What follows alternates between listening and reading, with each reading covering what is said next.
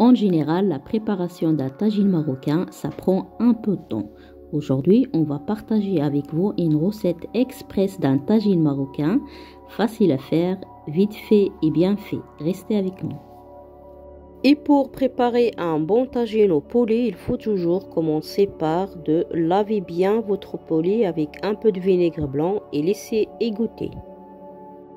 Et maintenant, on va passer pour faire la marinade magique. On a besoin de l'huile d'olive, sel, poivre, de gingembre, la moutarde, origan, gingembre, curcuma, de laurier et thym, un peu de semaine si on a, un peu de citron confit bien ciselé, un peu de safran, de persil et coriandre aussi bien ciselé, de piment si vous aimez bien et de clous de girofle.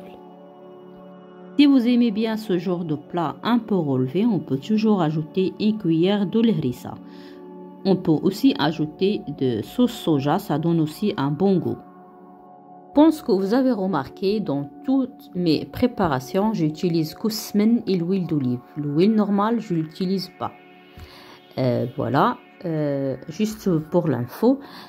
Comme vous voyez, là, j'ai rajouté semaine. Je vais ajouter aussi un peu d'échalote, un peu de l'ail, un peu d'oignon rouge.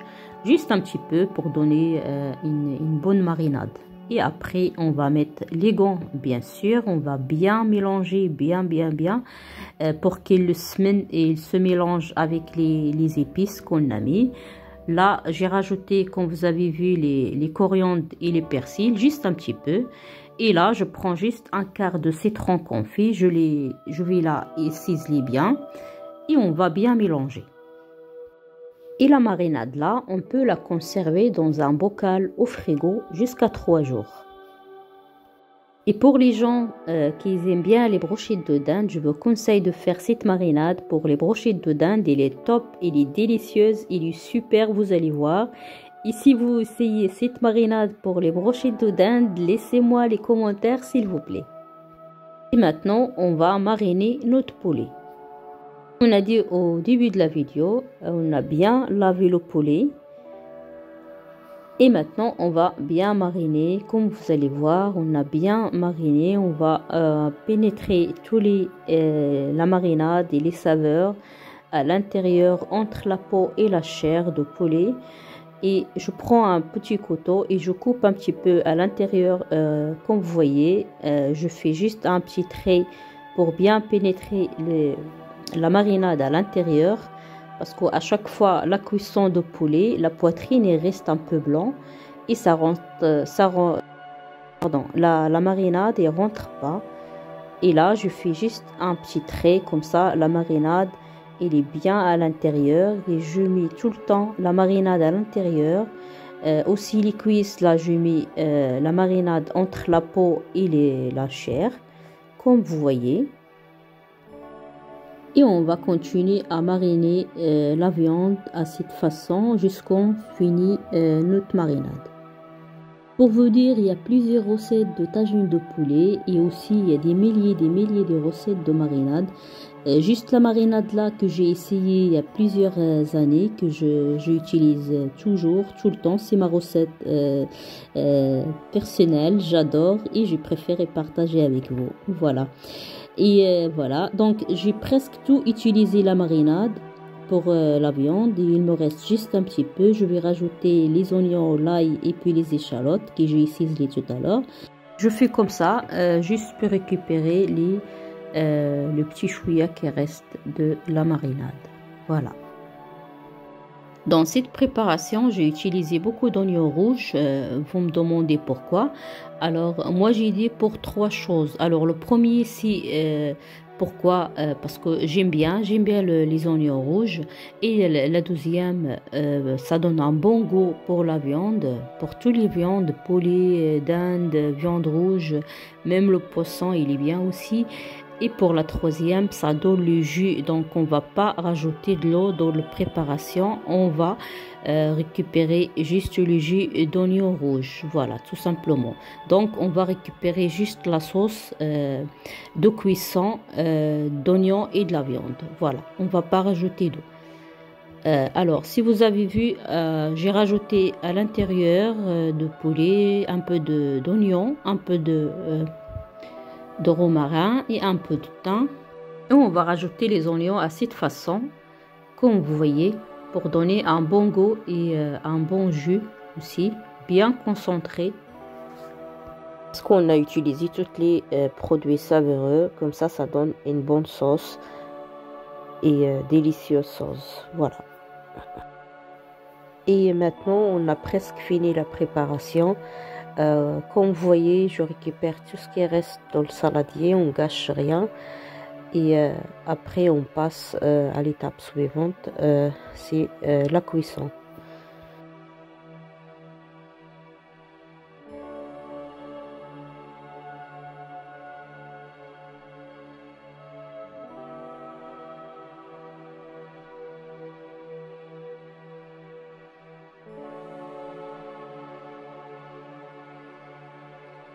Juste avant la cuisson, on va rajouter les clous de girofle, le piment et la feuille de riz.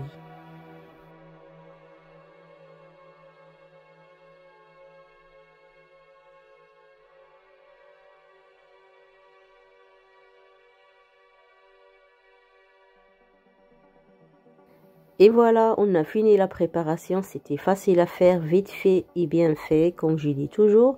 Je vais utiliser une cocotte comme ça. On peut également utiliser l'inox, l'aluminium, même un tagine, il n'y a pas de souci.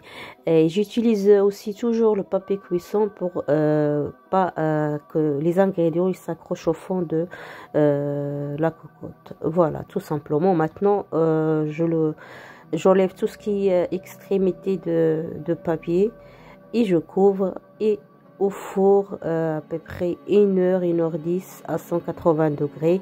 Juste après la cuisson, on va enlever le couvercle, on va passer un peu de beurre sur la viande, on laisse cuire à peu près 5-6 minutes et voilà, le poulet il est prêt. Et maintenant, on va passer pour la cuisson du quinoa.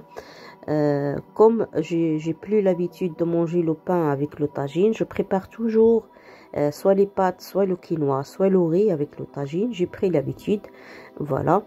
Je partage avec vous juste une astuce avant la cuisson de quinoa, ou les quinoa, pardon. Il faut toujours les laver bien avant la cuisson. On utilise toujours de l'eau chaude pour enlever tout ce qui est poussière. Parce que si on laisse la poussière après la cuisson, le goût de le quinoa, il est pas bon. Voilà. Juste une petite info. Il faut bien laver 2 ou 3 fois pour enlever tout ce qui est poussière. Voilà. Et personnellement, avec tout ce qui se passe et avec les microbes qui traînent, j'ai commencé à tout laver, même la semoule pour faire le couscous, je les lave. Juste pour l'info, il faut laver aussi le riz parce qu'il y en a qui ne lavent pas. Toujours, il faut bien laver les aliments avant la cuisson. Voilà.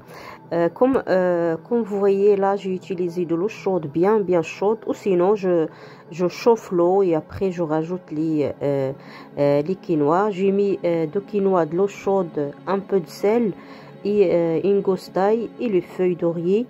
Et après je passe aux cuissons. La cuisson à peu près, c'est comme le riz, ça prend un quart d'heure, 20 minutes à peu près. Voilà, et après j'ai rajouté 1 ou 2 clous de girofle juste pour donner le goût. Et voilà, ils sont prêts les quinoa. Après là, je rajoute juste 2-3 filets de l'huile d'olive et je laisse à côté et je passe pour préparer autre chose.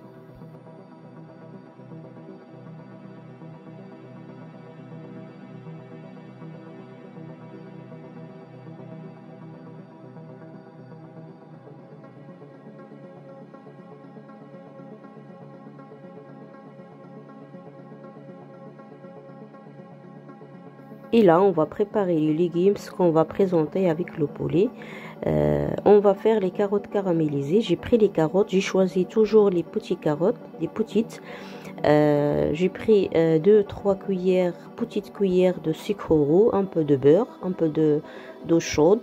je vais couvrir avec de papier de cuisson et après je laisse cuire jusqu'au l'eau et se vaporise.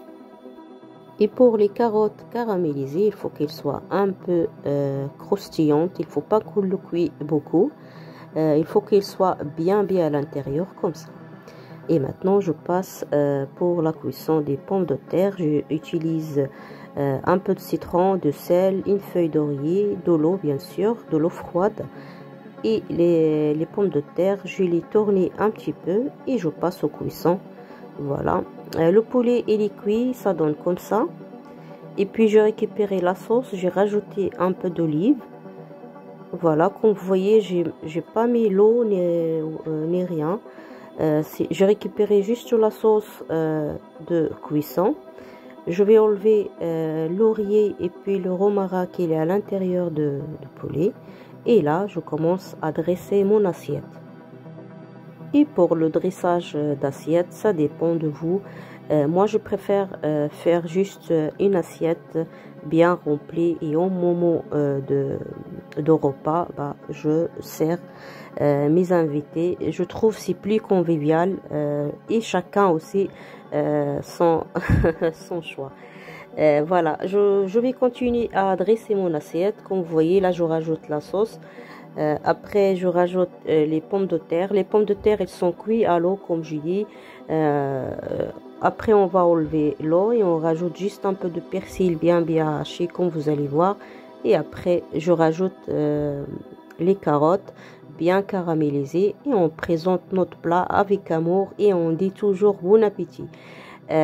J'espère bien que notre plat vous a plu. N'hésitez pas à liker la vidéo et partager aussi, pourquoi pas.